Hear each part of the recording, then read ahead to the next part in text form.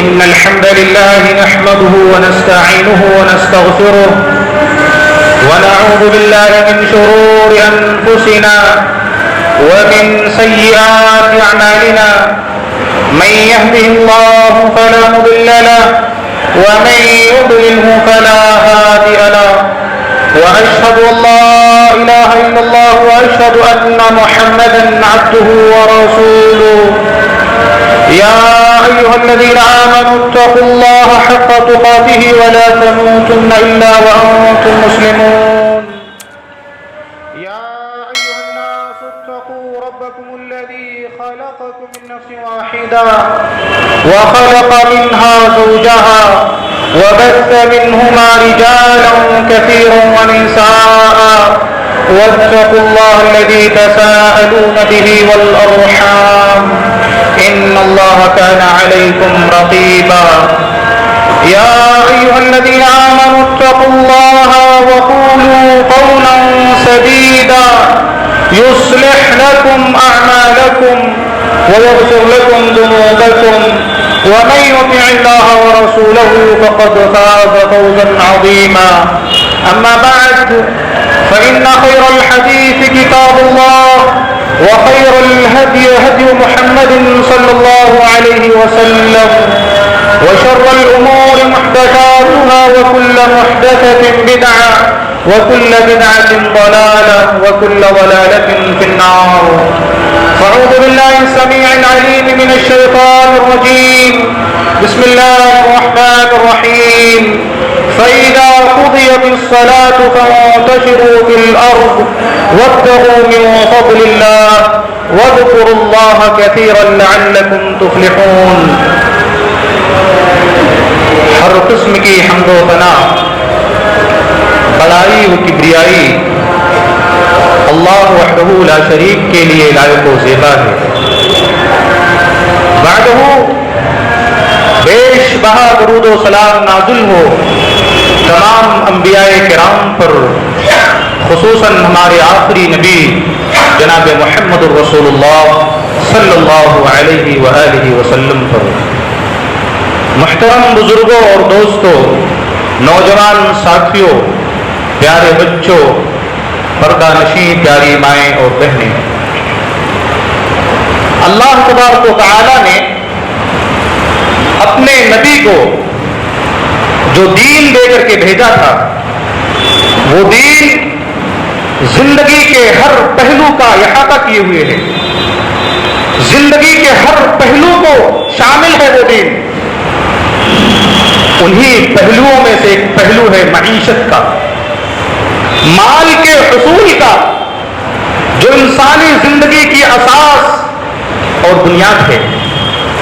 ہمارا یہ اسلام جو ہمیں پیشاب اور پیخانے تک کی رہنمائی کرتا ہے، آداب طہارت سکھاتا ہے، جماع اور ہم بستری کے آداب بتاتا ہے، کھانے پینے رہنے سہنے کے طور طریقے بتاتا ہے، تو بھلا بتائیں کہ وہ اسلام ہمیں معیشت کے تعلق سے، تجارت کے تعلق سے، بزنس اور کاروبار بیوپار کے تعلق سے وہ رہنمائی کیوں نہیں کرے گا؟ سوال ہے کہ ہمارا یہ دین جو ہمیں چھوٹی چھوٹی چیزوں کے بارے میں رہنمائی کرتا ہے، تو جس چیز کے اوپر انسانی زندگی کا انحصار ہے، معیشت، مال، اس کے تعلق سے یہ دین اسلام ہماری رہنمائی کیوں نہیں کرے گا؟ اللہ تبارک و تعالی نے اس مال کے حصول کو، دولت کو، پیسے کو اپنے فضل سے تعبیر کیا ہے. اللہ نے فرمایا وَآخَرُونَ يَضْرِبُونَ فِي الْأَرْضِ يَبْتَغُونَ مِنْ فَضْلِ اللَّهِ، کہ لوگوں میں سے کچھ لوگ ایسے ہیں جو اللہ کی سرزمین میں اللہ کے راستے میں نکلتے ہیں، محنت کرتے ہیں، مشقت کرتے ہیں، خون پسینہ ایک کر دیتے ہیں مال کے حصول کے لیے. اور اللہ نے کیا فرمایا فَإِذَا قُضِيَتِ الصَّلَاةُ فَانتَشِرُوا فِي الْأَرْضِ، کہ لوگوں جب نماز ختم ہو جائے، نماز سے تم فارغ ہو جاؤ، فَانتَشِرُوا فِي الْأَرْضِ، نکل جاؤ، پھیل جاؤ اللہ کی زمین میں، اور اللہ کا فضل تلاش کرو، مال تلاش کرو، محنت کرو، مزدوری کرو، تجارت کرو، بزنس کرو. لیکن یاد رہے کہ جس طرح اسلام نے تجارت کو، بزنس کو، کاروبار کو، مال کے حصول کو حلال اور جائز ٹھہرایا ہے، منع نہیں کیا ہے، لیکن اس کو بالکل آزاد بھی نہیں چھوڑا ہے کہ آپ جس طرح سے چاہو بزنس کرو، جس طرح سے چاہو اپنے من چاہا، اپنے پسند کے مطابق، اور جو چاہو، جو بھی کاروبار چاہو، جس طرح چاہو، بالکل آزاد نہیں چھوڑا ہے، بلکہ اس کے حدود، قیود، اصول اور ضوابط بیان کیے ہیں۔ انہی اصول اور ضوابط کی روشنی میں آپ کو تجارت کرنا ہے، آپ کو کاروبار کرنا ہے، آپ کو روپیہ اور پیسہ کمانا ہے، انہی اصول اور ضوابط کے پیش نظر سوال یہ ہے کہ وہ اصول کیا ہے، وہ ضابطہ کیا ہے؟ تجارت کا، بزنس کا پہلا اصول تقوی۔ کوئی بھی آدمی تجارت کرنے والا ہو، تجارت کر رہا ہو، اسے چاہیے کہ وہ تقوی شعار ہو، تقوی کے ساتھ، اللہ کے خوف کے ساتھ، اس کی رضا کے ساتھ وہ بزنس کرے، وہ تجارت کرے، کاروبار کرے۔ رسول اللہ صلی اللہ علیہ وسلم اپنے حجرے سے نکلے، آپ کے سر کے بال گیلے تھے، آپ کے بالوں سے پانی ٹپک رہا تھا، آپ ابھی نہا کر کے نکلے ہوئے تھے، آپ کے چہرے پر عجیب و غریب قسم کی بشاشت، خوبصورتی اور چمک ظاہر ہو رہی تھی۔ صحابہ کرام نے دیکھا، کہنے لگے یا رسول اللہ نراک اليوم طیب النفس، اے اللہ کے رسول صلی اللہ علیہ وسلم آج آپ بڑے ہی اچھے نظر آ رہے ہیں، بڑے مبارک معلوم ہو رہے ہیں، آپ کے چہرے پر حشاشت، بشاشت اور تر و تازگی نظر آ رہی ہے، کیا معاملہ ہے؟ رسول اللہ صلی اللہ علیہ وسلم نے فرمایا ہاں الحمدللہ میں طیب النفس ہوں، میں بڑا پاکیزہ نفس لے کر کے اس دنیا کے اندر آیا ہوں، مجھے اللہ نے خوشحال بنا کر کے بھیجا ہے اس دنیا کے اندر۔ صحابہ کرام نے جب دیکھا کہ رسول اللہ صلی اللہ علیہ وسلم بڑے خوشحال ہیں، بڑے ہی حشاش بشاش ہیں، ثم افاض القوم فی ذکر الغنا، رسول اللہ صلی اللہ علیہ وسلم کی سبز و شادابی کو دیکھ کر کے صحابہ کرام نے مال و دولت کا تذکرہ کر دیا کہ آج آپ تو بڑے خوش ہیں، مال و دولت کا تذکرہ کر دیا صحابہ کرام نے کہ کیسے کیسے لوگ دولت مند ہوتے ہیں، کسی کے پاس اتنا مال، کسی کے پاس اتنی پراپرٹی، کسی کے پاس اتنی دولت، کسی کے پاس اتنے اونٹ، کسی کے پاس ریوڑ کے ریوڑ۔ رسول اللہ صلی اللہ علیہ وسلم نے جب یہ بات سنی تو آپ نے صحابہ کرام کی ہاں میں ہاں ملائی، آپ نے ان کی موافقت کی اور اصول دیا، قاعدہ بتایا کہ آپ نے فرمایا لا بأس لمن اتقى، لوگوں مالداری کوئی حرج کی بات نہیں ہے، کوئی گناہ نہیں ہے، کوئی قباحت والی چیز نہیں ہے، جاؤ بزنس کرو، تجارت کرو، کاروبار کرو، لیکن شرط یہ ہے لمن اتقى، شرط یہ ہے تقوی کے ساتھ، اللہ کے خوف کے ساتھ، اللہ کی رضا کے ساتھ، حلال کی پابندی کرتے ہوئے، حرام سے اپنے آپ کو بچاتے ہوئے، اس لیے کہ اگر ایک ذرہ بھی حرام کی آمیزش ہو گئی آپ کے مال میں تو کھانے کے ذریعے سے، پینے کے ذریعے سے آپ کے جسم میں داخل ہو جائے گا، وہ گوشت بنے گا، خون بنے گا، ہڈیوں میں، رگو ریشے میں پیوست ہو جائے گا، اور پھر باتیں کرتے رہو، دعائیں کرتے رہو، مستجاب نہیں ہوں گی۔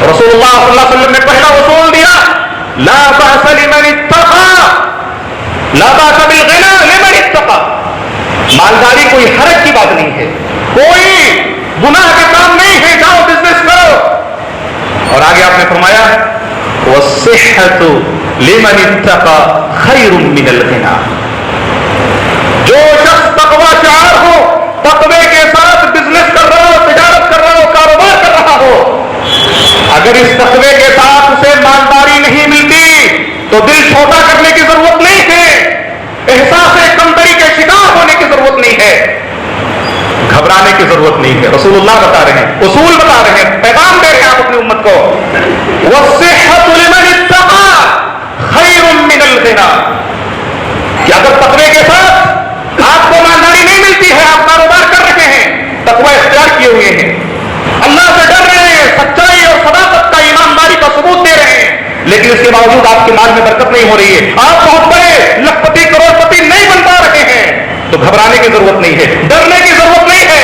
والصحة لمن اتقى، رسول اللہ کی حدیث ہے، کہ اگر تقوی کے ساتھ مالداری نہیں آتی ہے، نہیں ملتی ہے، اس کے بدلے صحت اور تندرستی ملتی ہے.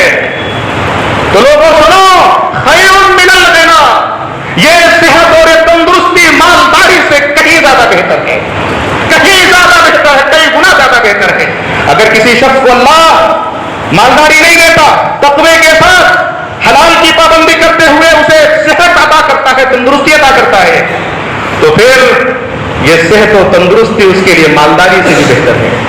اور آگے آپ نے فرمایا وطیب النفس من النعیم، اس کا مالداری سے کوئی تعلق ہی نہیں ہے. وطیب النفس من النعیم، حشاش بشاش رہنا، خوشحال نظر آنا، ہنستے اور مسکراتے رہنا، اچھی طبیعت والا ہونا، یہ مالداری کے ساتھ ضروری نہیں.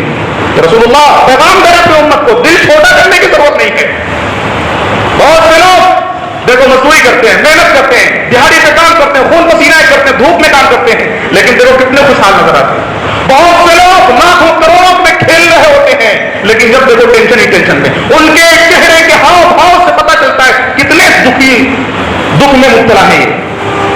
تو ایسا ضروری نہیں کہ مال آئے گا تو خوشحالی آئے گی، مال آئے گا تو خوشی آئے گی، مال آئے گا تو سکون آئے گا، ایسا ضروری نہیں ہے. یہ رسول اللہ پیغام دے رہے اپنی امت کو، وطیب النفس من النعیم. پہلا رسول اللہ صلی اللہ علیہ وسلم نے بتایا کہ تقوی کے ساتھ بزنس کرو، تجارت کرو. کیوں؟ رسول اللہ صلی اللہ علیہ وسلم مدینے کی مارکیٹ میں گئے، آپ نے وہاں ارشاد فرمایا یا معاشر التجار، اے تاجروں کی جماعت، اے کاروباریوں، اے بزنس مینوں، اے بیپاریوں، سنو. سب لوگ اپنا کام دھندا چھوڑ کر کے رسول اللہ کے پاس آ گئے. آپ نے فرمایا ان التجار یبعثون یوم القیامت فجارا، بیپاریوں، کاروباریوں، سنو، یہ تجارت کرنے والے حضرات قیامت کے دن فاسق و فاجر بنا کر کے اٹھائے جائیں گے. وعید آئی ہے اللہ کے رسول صلی اللہ علیہ وسلم کی طرف سے، تحدید اور وارننگ آئی ہے رسول اللہ کی طرف سے. کیوں؟ یہ کیا بات ہوئی کہ اسلام نے تو بزنس کو، کاروبار کو حلال کیا ہے، پھر رسول اللہ یہ کیوں کہہ رہے ہیں کہ قیامت کے دن تاجر حضرات، یہ کاروبار کرنے والے لوگ فاسق و فاجر بدعمل بنا کر کے اٹھائے جائیں گے؟ کیوں؟ اس لیے کہ جب یہ کاروبار کرتے ہیں، خرید و فروخت کرتے ہیں، لین دین کرتے ہیں، تو جھوٹ بولتے ہیں، غبن کرتے ہیں، غلط کرتے ہیں، دھوکہ دیتے ہیں، سامان کے عیب کو چھپاتے ہیں، اور یہ تمام سب چیزیں فاسق و فسق و فجور والی ہیں، آدمی کو فاسق و فاجر بنا دیتی ہیں. اور وہ حدیث جو بخاری اور مسلم کی ہے، رسول اللہ صلی اللہ علیہ وسلم نے ارشاد فرمایا ثلاثة لا يكلمهم الله يوم القيامة ولا ينظر إليهم ولا يزكيهم ولهم عذاب أليم. کہ تین شخص ایسے ہیں جنہیں قیامت کے دن اللہ بات نہیں کرے گا، اللہ انہیں نظر رحمت سے نہیں دیکھے گا، ان کو گناہوں سے پاک نہیں کرے گا، اور ان کے لیے عذاب علیم ہے، عذاب علیم سے دوچار کرے گا. انہی میں سے ایک ہے المنفق سلعته بالحلف الكاذب، جھوٹ بول کر کے، جھوٹی قسم کھا کر کے اپنے سامان کو، اپنے سودے کو بیچ رہا ہے، اپنے کاروبار کر رہا ہے جھوٹ بول کر کے، جھوٹی قسم کھا کر کے. اللہ قیامت کے دن سے بات نہیں کرے گا، اس کی طرف نظر رحمت سے نہیں دیکھے گا. مال آیا 100 پیس، سلپ میں لکھا ہوا 100 پیس، اور اتفاق سے وہ 110 پیس آ گیا. آپ نے غبن کر لیا، 10 پیس کو آپ نے ہڑپ لیا، پتا ہی نہیں کہ ہمارے پاس صرف تو 100 جو ہے مال کی ہے، 100 سامانوں کی ہے، 100 عدد کی ہے. اس طرح سے لوگ غبن کر لیتے ہیں، غرض کر لیتے ہیں، دھوکہ دیتے ہیں. اس طرح سے لوگ کاروبار کے اندر ہوشیاری اور دوسرے لوگوں کو بیوقوف بناتے ہیں. بعض لوگ کہتے ہیں مولوی صاحب اگر ہم حلال طریقے سے بزنس کریں گے تو بھیک مانگنا پڑ جائے گا ہمیں، ایسا بعض لوگ بولتے ہیں. بعض لوگ کہتے ہیں مولوی صاحب کاروبار کیسا بھی ہو، کس طریقے کا بھی ہو، 5% تو حرام چلتا ہی چلتا ہے، کچھ نہ کچھ تو بہرحال جھوٹ بولنا ہی پڑتا ہے. ڈرو اللہ سے، ڈرو اللہ سے.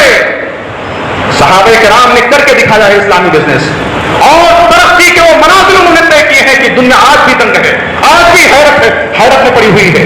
صحابہ کرام نے ترقی کے جو منازل طے کر کے دکھائے ہیں دنیا کو، اسلامی بزنس کر کے، اسلامی اصول اور ضابطے کو سامنے رکھ کر کے انہوں نے جو کاروبار کیا ہے، انہوں نے جو بزنس کیا ہے، دنیا آج بھی اس کی نظیر پیش کرنے سے قاصر ہے. حضرت ابوبکر صدیق رضی اللہ تعالیٰ عنہ کون نہیں جانتا، مکہ شہر تاجروں کا شہر مانا جاتا ہے. وہاں کوئی کھیتی باڑی، کوئی اس طرح کا بزنس کرنے کا، کھیت زمین کے معاملے کا کوئی کاروبار نہیں ہوتا تھا. وہ لوگ تجارت کرتے تھے، بزنس کرتے تھے. وہ وادی غیر ذی زرع تھی، کوئی زرع ورع نہیں ہو سکتا، وہاں پر کوئی کھیتی باڑی نہیں ہو سکتی تھی. وہ لوگ تجارت کرتے تھے.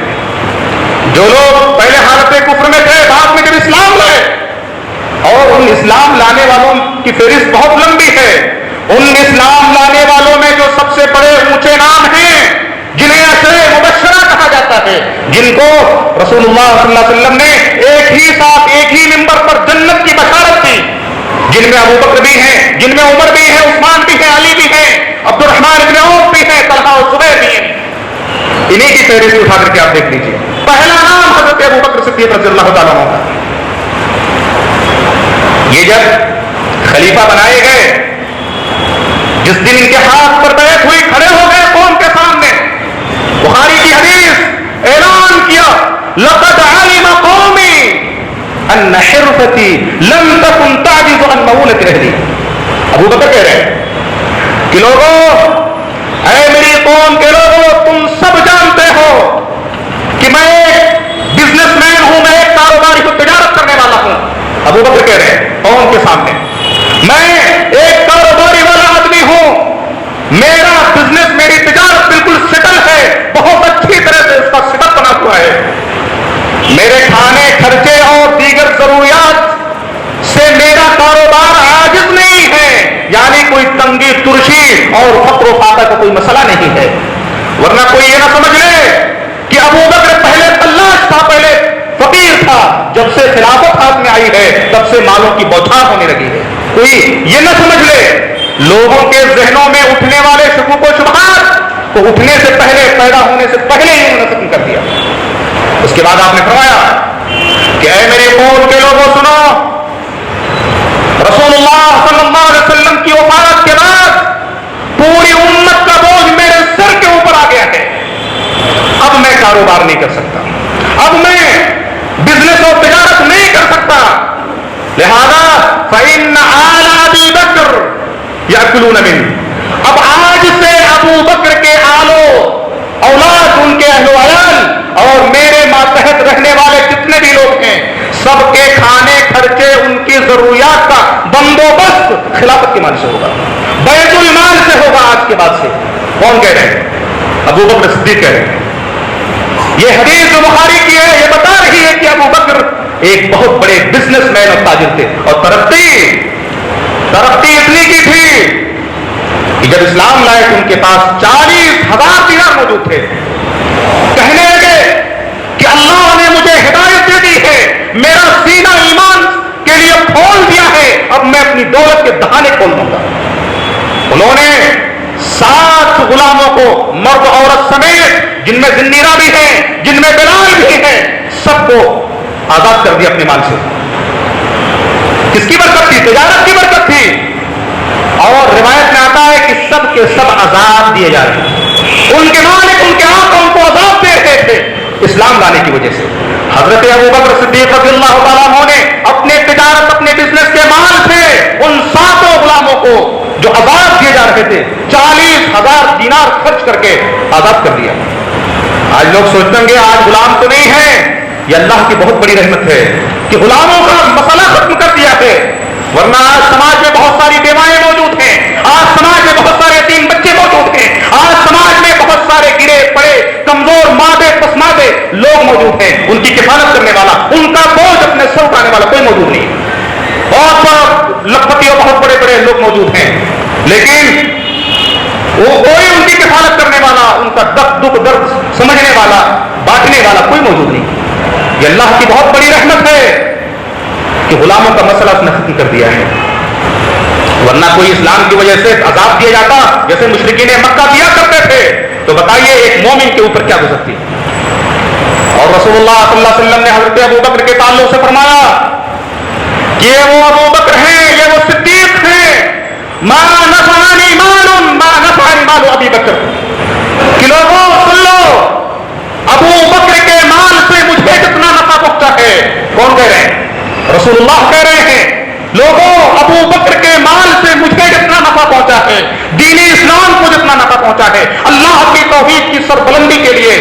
अबू बकर के माल से जितना फायदा पहुंचा है, पूरी उम्मत के माल से उतना किसी के माल से उतना फायदा नहीं पहुंचा। यही अबू बकर सिद्दीक हैं।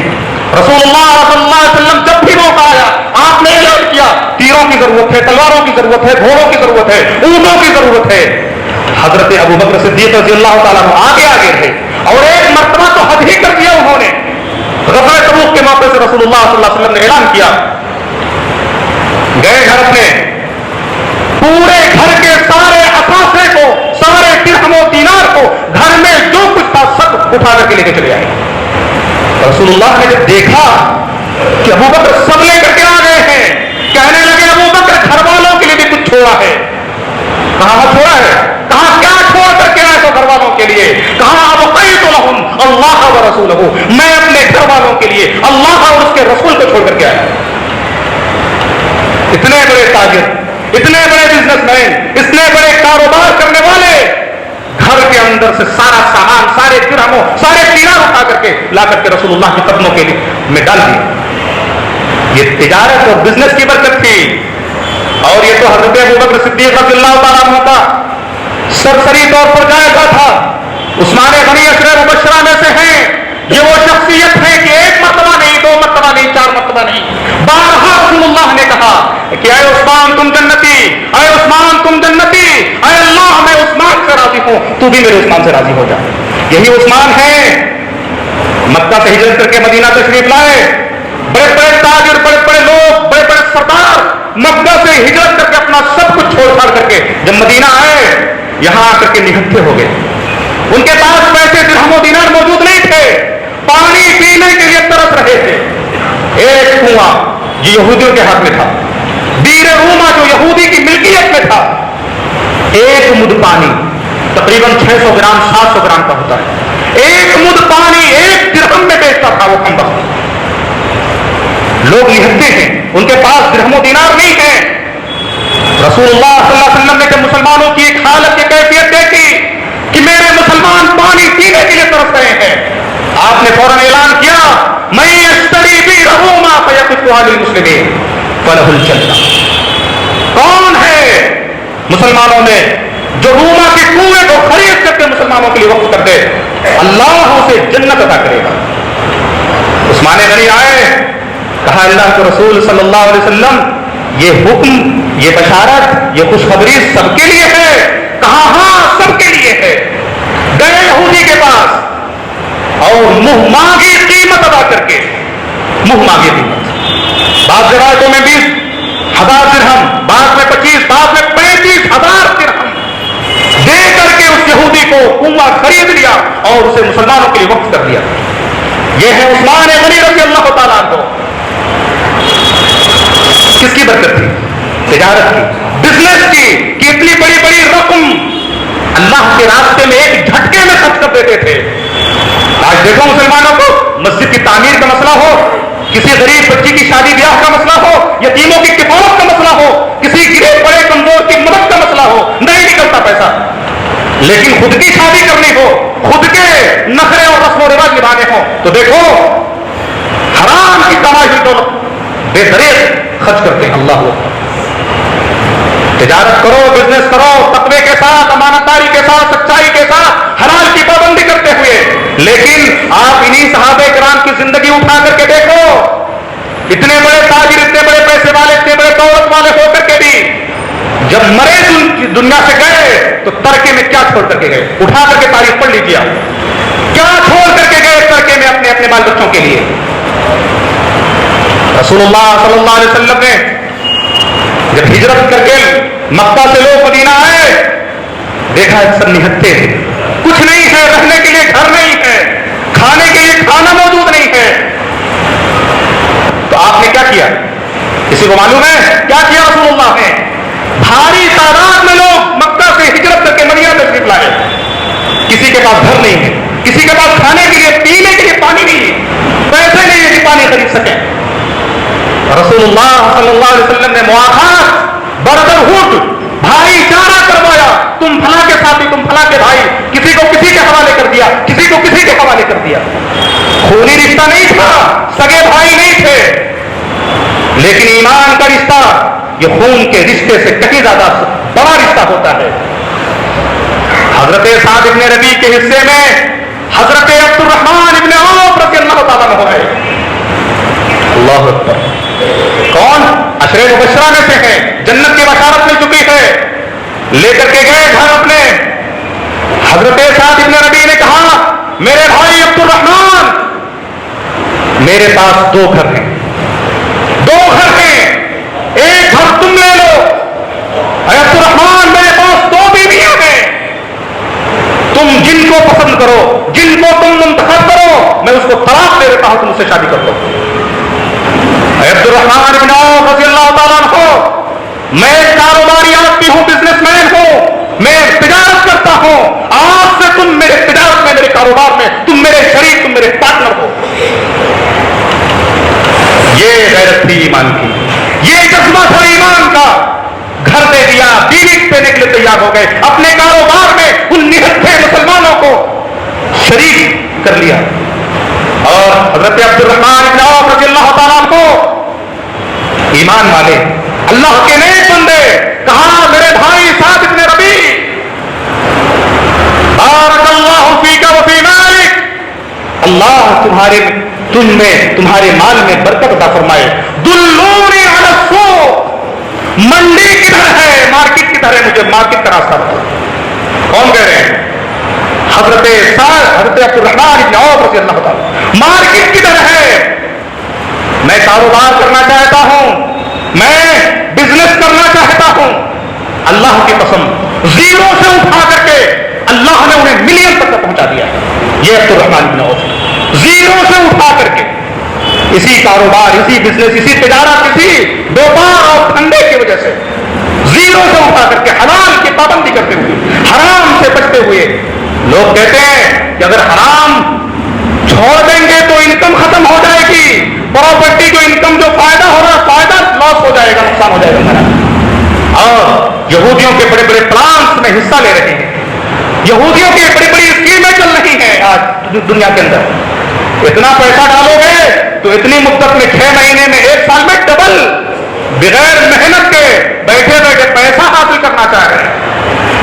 یہ عذاب ہے مسلمانوں کے لیے. مسلمانوں کے اوپر یہ اسکیم ہے. اور بہت سارے مسلمان, ایک آقا جی ہیں, آقا جی نام نہیں لینا چاہتا میں, سب کچھ سوہا ہو گیا, اپنے گھر اپنے بلڈنگیں بیچ کر کے ہیرا گولڈ کے اندر انویسٹ کیا تھا, گھر سے بھی گئے, جو کچھ ان کے پاس مال و دولت تھی اس سے بھی ہاتھ ہو گئے. اور اللہ اکبر, ہمارے بعض علماء نے بھی ان کی تعریف کی تھی, ان کے بزنس, ان کے تجارت کی باریکیوں کو نہ دیکھتے ہوئے کہ وہ حرام کما رہی ہیں کہ حلال کر رہی ہیں, ان کو نہ دیکھتے ہوئے بس آپا ہیں, اسلام کی ہیرو ہیں وہ, کہ اگر نبی کے بعد اگر کسی کو نبوت ملتی تو آپا جی کو ملنی چاہیے تھی. آپا ہیں آپا, ان کے تقویٰ, ان کی خشیت اور ان کے چہرے کے ہاؤ بھاؤ سے پکڑ لیا لوگوں نے انہیں, اور خوب انویسٹ کیا, چلے گئے ہاتھ, جو بھی کیا تھا وہ بھی گیا, جو پروفٹ جو انکم آنی تھی اس سے بھی ہاتھ دھو بیٹھے. یہ لعنت ہے اس طرح کی اسکیمیں, چاہے بینکوں کی اسکیمیں ہوں, LIC کی اسکیمیں ہوں یا یہودیوں کی اسکیمیں ہوں. اتنا پیسہ ڈالو تو ڈبل پیسہ یا اتنے % ملنے والا ہے. اللہ نے, اس کے رسول صلی اللہ علیہ وسلم نے کہا حلال کماؤ, محنت کرو, مزدوری کرو, خون پسینہ بہاؤ. لیکن نہیں, بیٹھے بیٹھے پیسہ کمانے کے چکر, اور انسان سوچتا ہے کہ بیٹھے بیٹھے ہمارے پاس آئے, یہ جو کاروبار ہے اس سے ہم کھائیں گے, یہ اسٹور کریں گے. رسول اللہ صلی اللہ علیہ وسلم نے ارشاد فرمایا کہ ایک مسلمان جو جنگل میں جا کر کے لکڑیاں توڑتا ہے, اس کو اپنے پیٹھ پر لادتا ہے اور لا کر کے اسے مارکیٹ میں بیچتا ہے, خون پسینہ بہاتا ہے, اس کے لیے بہت بہتر ہے کہ وہ کسی دوسرے کے سامنے ہاتھ پھیلائے, کسی دوسرے کے سامنے اپنی پریشانیوں پر رو نہ روئے. قیامت کے دن یہ بھیک مانگنے والے, قیامت کے دن یہ دوسروں کے سامنے ہاتھ پھیلانے والے لوگ اس طرح اٹھائے جائیں گے کہ ان کے چہرے پر گوشت نہیں ہوگا. چہرے سے اگر بھی گوشت نکال لیا جائے تو پھر چہرہ کیسا لگے گا انسان. اس طرح اللہ ذلیل کرے گا. قیامت کے دن اولین بھی ہوں گے, آخرین بھی ہوں گے, سارے کے سارے لوگ اکٹھا ہوں گے اور سب کے سامنے اس کے چہرے سے گوشت کو ہٹا دے گا, نکال دے گا. سب پہچان جائیں گے دنیا میں بھیک مانگا کرتا تھا.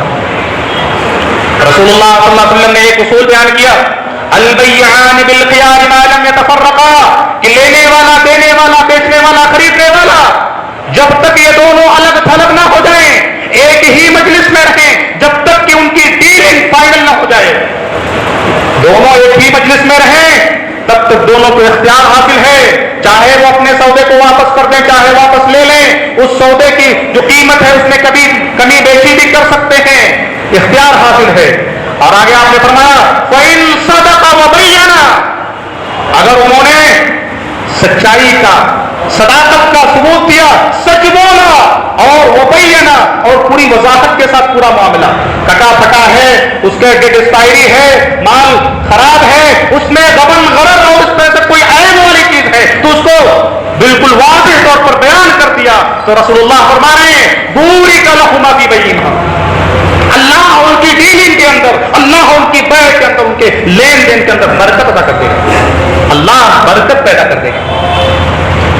وَإِن كَتَمَ وَكَذَبَ, اور اگر معاملے کو چھپا کر کے رکھا, ایکسپائری ڈیٹ چھپا کر کے رکھا, ساری کٹی پھٹی نکل گئی, اس کو رفو کرا کر کے اس کو آئرن کر دیا, یا اسی طرح سے پرانا مال ہے اس کور وغیرہ ایکسچینج کر کے اس کو نئے ڈبے وغیرہ میں پیک کر کے معاملے کو چھپا دیا, کہہ رہا ہے کہ بالکل فریش مال ہے, نیا آئٹم ہے, بالکل تازہ تازہ آیا ہوا ہے. وَإِن كَتَمَ, اگر اس سے چھپایا, وَكَذَبَ, اور جھوٹ کے ساتھ خرید و فروخت کیا, مُحِقَتْ بَرْكَتُ بَيْعِهِمَا, تو اللہ ان کی بیع سے, ان کی ڈیلنگ سے, ان کی خرید و فروخت سے برکت کو مٹا دے گا, ختم کر دے گا. اور یہ عذاب ہے, جب آدمی کے مال سے برکت اللہ چھین لے, مٹا دے, تو آدمی کے لیے رحمت نہیں, زحمت بن جائے گی, عذاب بن جائے گی. وقت زیادہ ہو رہا ہے, اللہ تبارک و تعالیٰ سے بس یہی دعا ہے کہ اللہ تبارک و تعالیٰ ہمارے مسلمان بھائیوں کو تجارت میں آگے بڑھنے, ترقی کرنے, حلال کی پابندی کرتے ہوئے, حرام سے بچتے ہوئے خوب ترقی عطا فرمائے, ان کی تجارت میں, ان کی بزنس میں, ان کی کاروبار میں خوب ترقی عطا فرمائے. اللہ تبارک و تعالیٰ ہمیں اچھی سمجھ اور اچھے عمل کی توفیق عطا فرمائے, اور اسلام کے جو اصول و قیود ہیں, جو ضوابط ہیں, ان کو سمجھنے کی توفیق عطا فرمائے. اللہم انصر الاسلام والمسلمین واذل الشرک والمشرکین ودمر اعداء الدین. اللہم انصر اخواننا المستضعفین فی غزہ وفلسطین. اللہم کن لهم معینا ونصیرا. اللہم ثبت اقدامهم. اللهم ارحم موتاهم. اللهم اشف مرضاهم. اللهم آمن روعهم. اللهم عليك بعدوك وعدوهم. اللهم عليك باليهود والنصارى والشيوعين. اللهم عليك باليهود والنصارى والشيوعين. اللهم شتت شملهم. اللهم شتت شملهم. اللهم فرق جمعهم. اللهم إنهم قتلوا رجال المسلمين فاقتل رجالهم. اللهم إنهم قتلوا نساء المسلمين فرمل نساءهم. اللهم إنهم يتموا أطفال المسلمين فيتم أطفالهم. اللهم اجعل دائرة الصوع عليهم. اللهم اجعل تدبيرا تدميرا عليهم. يا قوي يا عزيز, يا قوي يا عزيز, يا حي يا قيوم, يا رحمن يا رحيم, يا مالك الملك, يا من ذا الجلال والإكرام, يا فعال لما يريد, يا من تقول لشيء كن فيكون, يا حي يا قيوم. اللهم ارحم موتاهم. اللهم اشف مرضاهم. اللهم احفظ بلادنا. اللهم احفظ امهاتنا. اللهم حرر المسجد الاقصى. اللهم حرر المسجد الاقصى. اللهم احفظ بلادنا. اللهم احفظ مساجدنا. اللهم احفظ امهاتنا. اللهم احفظ ابناءنا. اللهم احفظ نساءنا. ربنا ظلمنا انفسنا وان لم تغفر لنا وترحمنا لنكونن من الخاسرين. ربنا تقبل منا انك انت السميع العليم وتب علينا انك انت التواب الرحيم.